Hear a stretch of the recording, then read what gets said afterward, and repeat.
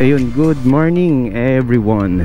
Ito po tayo ngayon sa papuntang EDSA, Mindanao Avenue. Malapit na tayo sa SM North. Ayun, so pinakita po natin yung panel kung paano ginawa. Ayan na po, bumalik na po siya sa dati. At tingin ko tatagal naman po siya ng mga ilang buwan po ulit bago dumating ulit po tayo sa punto na yun. So ayan, masyado mabilis yung nasa likod. Ayoko pa mag number 3 eh. Kasi tingnan nyo po yung ano, yung pupuntahan natin pahinto rin naman. So sayang po magmabilis tapos bigla din naman pala tayong hihinto. So yun, meron tayong invitation. Pupunta tayo doon. Nakaka-tempt yun, ano? Kasi yun po yung gusto ko ding isa sa e-bike. Tayo po kasi more on practical lang tayo sa pagkuha ng e-bike. Kaya nga po tayo kumuha ng nito dahil subok ko naman yung lahat ng e-bike. Nagkakatalo na lang talaga siya sa presyo. Kasi yung iba medyo overpricing eh. Or talagang malakas to dahil wholesale siguro, mas marami kasing ino-order kaya mas mura siya, no? Kaya lang sa ngayon parang nagtataas na rin siya. So yan, hindi ko pa po nalilinis kaya makikita nyo dumi pa. May mga bakat-bakat pa ng ng dumi. So yun, mihinto pa naman to kaya okay lang. Kasi kahit na bumabawas po yun, lumulubog lang po yan. Mararamdaman nyo po yan. Pag lumubog na ng gusto, ibig sabihin kulang na siya sa brake fluid. So pinakita ko kahapon yung sa kaliwa natin, yung sa likod natin medyo mababa. Yung sa kanan, although mas madalas kasi po ako gumagamit ng preno sa harap lang talaga. Hindi talaga ako masyado ma-preno sa likod.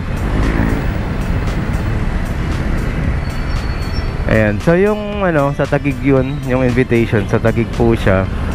Doon po yung nun, showroom nun, or yung mga madali, yung mamigay. Parang nakalayo, no?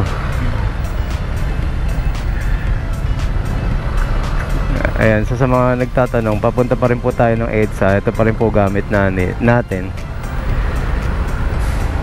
At so far wala naman pong naninita sa atin dahil tayo po ay naka e-bike.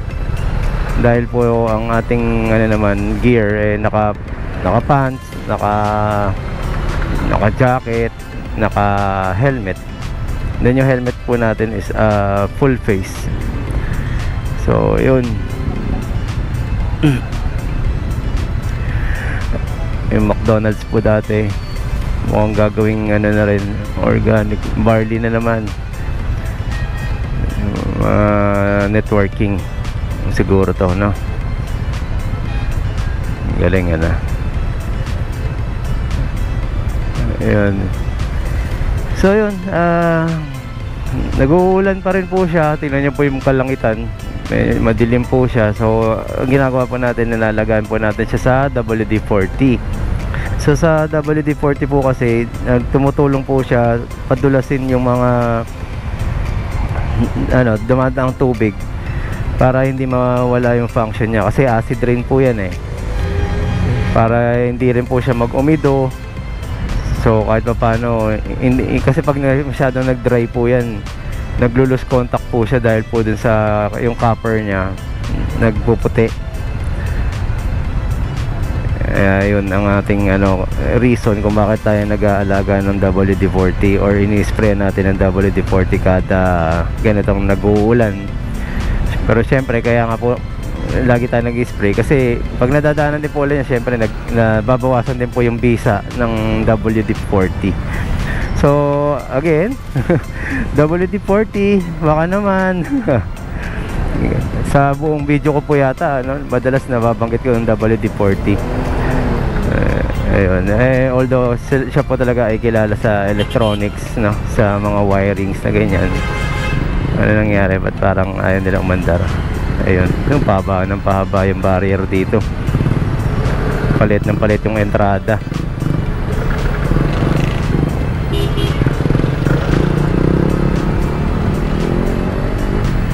Sabayan pa ng mga tumatawid.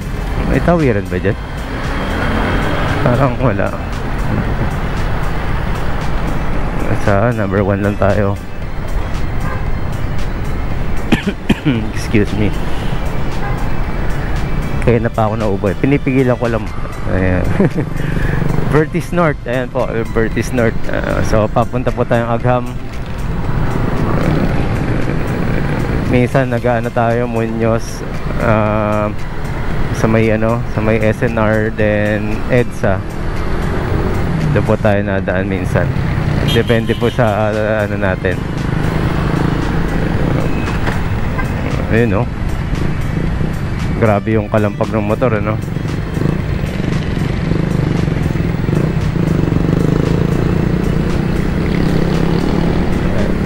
Ayan, naka level 2 na tayo kasi medyo masarap ang ano ko ang piga ko ngayon dahil parang yung yung weather parang tumutugma sa temperature ng battery natin. Parang ang liksi.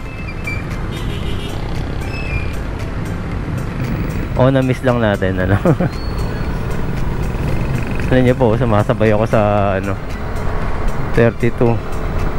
Takbo natin o 40. Nakikita na natin yung speed natin. Nakaraan kasi wala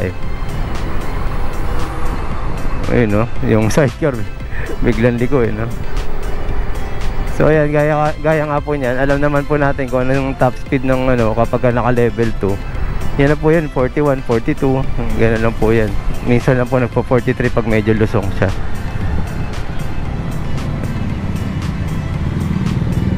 Ayan, nagle-level 1 ulit tayo pagka traffic.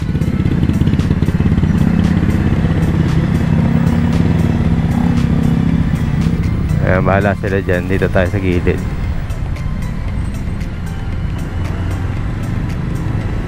So may bottleneck ulit dito dahil may stoplight papuntang EDSA. Kasya tayo pero di ko pipilit dahil kamuting-kamuti tayo doon. Tapos shoutout Diplomat. Yung mga Diplomat, hindi nyo po pwedeng yan.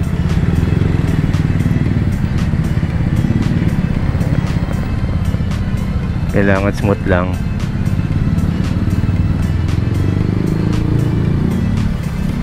Yung shoutout nga pala sa ating group, Suzuki Big Bikes at Suzuki GSX Owners Group. Ayan po yung ating Siyempre, itong gamit natin ang NWSP users. So parami po ng parami at marami pa pong gustong makapasok sa ating GC dahil nga po may limit lang po. Kaya po hindi rin tayo maka-accept kagad, no. So hayaan nyo po, yung iba naman nakapasok na, nagdodoble lang po ng pinapasukan dahil sa nakapasok na sa isang GC pumapasok pa ulit dun sa isa. Ayaw na magbigay ng sa ibang ibang users, no. So yung iba po, ingat nga po pala, marami na po nananakawan ng WSP. Bukod po sa nakaparada lang po sa labas, kayang-kaya pong paanda rin po ito, no. Ayan, nagna number 3 na po ako para makahabol po tayo dun sa stoplight kung sakaling aabot. Ayan ang sinasabi ko, wala rin. So yun, may mga nananakawan kasi actually mabigat siya kung lead acid, pero pag nakalito ang po, dali po niyang dali niya pong bitbitin. Then kung papaanda rin naman po, ayoko na pong i-vlog yon kasi baka naman matutunan naman ng iba, no. Ang tinuro lang natin dito yung sa cable dahil nga para aware lang po na hindi kayo dapat maglagay ng mga mamahaling gamit or yung mga gamit po ninyo na hindi dapat pwedeng makuha, no. As much as possible, hindi dapat sila makakuha ng kung ano man. Huwag nyo pong bibigyan ng pagkakataon, syempre. Ganun naman po ang mga magnanakaw. Kung hindi nyo po sila bibigyan ng pagkakataon, wala po yan. Wag niyo po kasing ilantad-lantad. Parang ano lang po yan, binibigyan niyo ng pagkakataon yung mga, alam niyo na. Huwag kayong magdamit ng kung ano-ano. Ayun. So yun lang po, nandito pa tayo sa EDSA. Tuloy-tuloy na po natin, no? Hanggang doon lang po sa ano, ikakat ko po to kasi ano po natin yun, ipa-private ano na po natin area. Excuse. Ayan, so 16 seconds. Ayan, para lang po tayo ano, no? China or Malaysia, Thailand pala. Ganun karami ang ano, ang mga motor. Tignan niyo po yung doon sa kabila, oh. Ayan, oh. Ayan, oh, ganda, oh. Exciting. Ayun. Ayan, so tayo na susunod dyan. May ambulansya, oh. Kailangan alert kagad kayo pag nakakarinig kayo ng ambulansya. Ayan, let's go.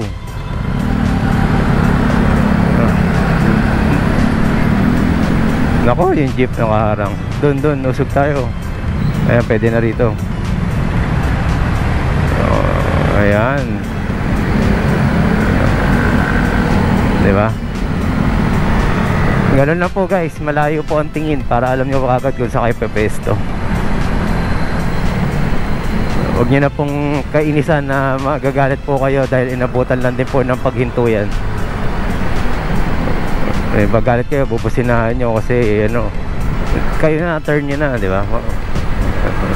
Alam nyo naman po dito, kahit po mababara sila, pipilit pa rin. So yun na po muna guys, at maraming salamat po sa patuloy po na nanonood po sa aking ano, YouTube, no, sa ating munting channel, no? So ayan, cool ni kuya, pakanta-kanta lang. So ayun, maraming salamat po.